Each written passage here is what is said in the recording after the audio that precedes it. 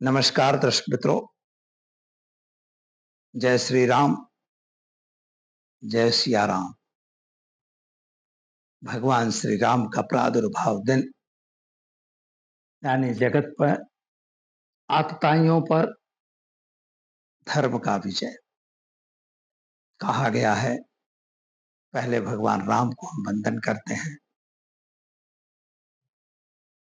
आपदाम अहर्तारम दातारम सर्व संपदाम लोकाभिरामम श्री रामम भूयो भूयो नमाम्यहम। भगवान श्री रामचंद्र के चरणों में वंदन कर हम उनका गुणगान तो हम नहीं गा सकते हैं, लेकिन फिर भी जैसा हो सकता है टूटी फूटी भाषा में भगवान श्री राम का हम गुणानुवाद करेंगे। भगवान राम ये मर्यादा पुरुषोत्तम कहे जाते हैं। इनका जन्म जैसा कि मित्रों हम जानते हैं कि नवमी के दिन है।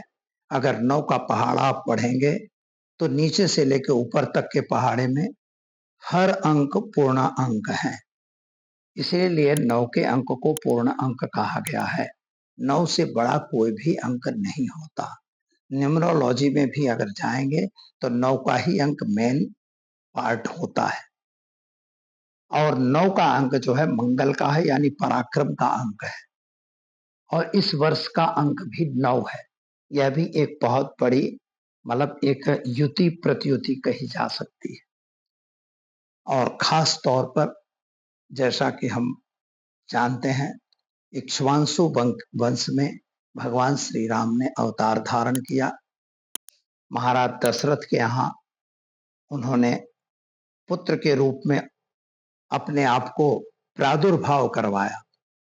इसके पीछे भी एक रहस्य था कि कहा मतलब जो महाराज दशरथ थे पूर्व जन्म में जो उनकी मनुशतरूपा के बाद उनका जो मतलब वंश के परिवंश आते गए, उन्होंने मांगा था कि आप जैसा लड़का मुझे मिलना चाहिए भगवान विष्णु की आराधना करके।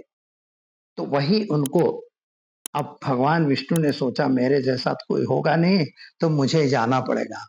इसीलिए भगवान श्री राम अवतार लिए भगवान मतलब दशरथ के यहाँ। कहा गया है कि भगवान मतलब रामचंद्र जी जब अवतार लेते हैं तो माता को पूर्ण रूप से दिखाया है। मतलब वो 4 भुजा वाले, इसीलिए माँ कहती है तजहु तात यह रूपा। हे तात, हे भगवान, आप यह रूप तज दीजिए। मेरा मन तो बालक को देखने की है, नहीं कि मतलब हम 4 भुजा शंख चक्र गदा पद्म देखना नहीं चाहते। अगर आपको रहना है तो आप हमारा यह रूप अपना त्याग करके एक बच्चे के रूप में हमारे यहाँ रहिए। कहीं कहीं ऐसा मिलता है कि भाई भगवान राम जो हैं वो कौशल्या के गर्भ में थे। यद्यपि बातें जो है माया तत्व की है, इसमें कोई तथ्य नहीं है, क्योंकि भगवान जो होता है ईश्वर रूप जो होता है वो कभी भी जठर में शयन नहीं करता। इसलिए अवतार उन्होंने वहां बताया, माया दिखा दिया कि भाई इनके पेट में बच्चा है। बाकी वास्तविक रूप से भगवान राम प्रादुर्भाव हुए थे, इसलिए उनका जन्म नहीं हुआ। किसी भी देवी देवता का जन्म नहीं होता है, वे प्रादुर्भाव होते हैं यानी प्रकट होते हैं। तो भगवान राम प्रकट हुए। तो भगवान राम जैसे बाल समय जब भगवान राम थे तो खीर वाली कहानी भी है कि पुत्रेष्ठी यज्ञ कराया गया। तो क्योंकि यज्ञ नारायण थे, यज्ञ से ही वे उत्पन्न हुए, बराबर है। यज्ञ नारायण यानी भगवान नारायण थे, भगवान विष्णु के अवतार थे। और जो प्रजापालक विष्णु हैं, प्रजा को पालन करने का जवाब की जिम्मेदारी भगवान राम के पास थी। दशरथ के यहाँ जानकी माता आई, उनके यहाँ भी जो जनक के यहाँ जो जानकी का अवतार हुआ वह भी भूदेवी थी, पृथ्वी से उत्पन्न हुई थी। और भूदेवी का मतलब हुआ जो आज हम अन्न पानी खा रहे हैं वो भगवान भूदेवी माँ सीता की कृपा है। ये वही भूदेवी थी। एक श्री देवी है तो माँ लक्ष्मी है, जो लक्ष्मी सबके पास रहती है। तो विष्णु भगवान बोलते हैं तो हमारे पास रहेंगी।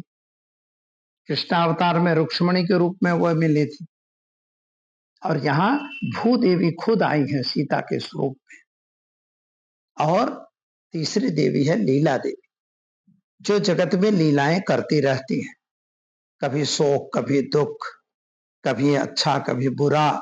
यह सब चीजों का जो हमें अनुभव होता है, वो माँ भगवती के लीला देवी, भगवान के लीला जो देवी हैं, उनके स्वरूप होता है। इतना बड़ा समुद्र है, चारों तरफ पृथ्वी है, मट्टी की पृथ्वी है, वह मिट्टी समुद्र में गल नहीं जाती है। पूरे पृथ्वी को समुद्र डुबा नहीं सकता, गला नहीं सकता। क्यों नहीं वो उसमें पिघलती? क्योंकि वो लीला देवी की कृपा है कि उसको रोक रखी है। और यही चीज है भगवान राम की कृपा। इसीलिए ध्येन स्वरूप होके पृथ्वी माता ने भगवान राम के पास यानी भगवान विष्णु के पास गई हैं, और उनकी 4 आतताइयों को, पृथ्वी पर जब आतताई बढ़ जाते हैं, जब जब हो ही धर्म की हानि, बाढ़े असुर अधम अभिमानी, तब तब प्रभु ले ही मनुज अवतारा। तभी तभी भगवान मनुष्य का अवतार लेते हैं, जब अधर्म बढ़ जाता है। तो हमें यह देखना है कि अधर्म से दूर रह के अपने धर्म के मार्ग पर चलना, जीव दया को मानना, लोगों की दया अनुसरण करना, लेकिन लूट नहीं लेना, किसी को गलत रीत से फंसाना नहीं। यानी हमें हमेशा ईमानदारी के रूप से अच्छे कार्य करते रहना चाहिए। इसीलिए उसी पर भगवान की कृपा बरसती है। और यही आज की रामनवमी है, जो पूर्ण अंक की कृपा है, और वही भगवान पूर्ण रूप पर मर्यादा पुरुषोत्तम कहे गए हैं। और भगवान श्री कृष्ण जो है वो प्रकृत पुरुषोत्तम है। कभी इन पर दोनों पर हम चर्चा करेंगे, लेकिन आज भगवान श्री राम का प्रादुर्भाव दिन है। मंदिर और दोपहर 12 बजे भगवान का जन्म हुआ। इसका मतलब क्या था कि सूर्य कहता है, चंद्र कहता है कि मास दिवस का दिवस भा, 1 महीने का दिन हो गया। रथ समेत रवि था के निशा कबर विधि हो, रात्रि कैसे हो जाए यह देखते हुए 1 महीने तक चंद्र सूर्य जो थे वो बाहर खड़े रहे, उनको पता नहीं लगा। 1 महीने का दिन बीत गया। तो चंद्रमा को जो ईर्ष्या थी, इसीलिए भगवान कृष्ण स्वरूप में चंद्रवंश राजा में आए और रात्रि में जन्म लिया। तो यहाँ पर हम यही देखेंगे कि भगवान जो हैं, जो कहते हैं, किसी को वचन दिया है, उस वचन के हिसाब से ईश्वर को भी अवतार लेना पड़ता है। अपने भक्त की रक्षा के लिए भी ईश्वर को अवतार लेना पड़ता है, और अपने धर्म की रक्षा के लिए भी ईश्वर को अवतार लेना पड़ता है। और यही है कि रामावतार जो हुआ था त्रेता युग में, वह रामावतार लेना पड़ा था भगवान राम को, रावण कुंभकर्ण में, रावण और कुंभकर्ण जैसे दुष्टों को, आतताइयों को मारने के लिए। तो दर्शक मित्रों, दीजिए मुझे इजाजत। मिलेंगे कल फिर नए विषय के साथ। जय श्री राम।